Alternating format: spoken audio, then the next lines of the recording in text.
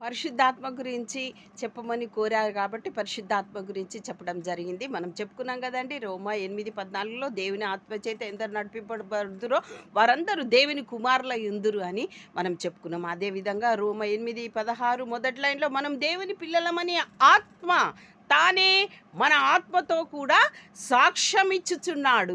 ఏ విధంగా సాక్ష్యం ఇచ్చుచున్నాడు అంటే ఎఫెసీ 1:14లో దేవుని మహిమకు కీర్తి కలుగుటకై ఆయన సంపాదించుకొనిన ప్రజలకు విమోచన కలుగు నిమిత్తము ఈ ఆత్మ మన స్వాస్థ్యమునకు సంచకరువుగా ఉన్నాడు. అంటే మన ఆత్మకు ఆయన సంచకరువుగా ఆయన ఆత్మను సాక్ష్యముగా పెట్టి ఉన్నాడు. అంటే మనల్ని మనకు అడ్వాన్స్గా ఒక ఆత్మను పెట్టాడన్నట్టు.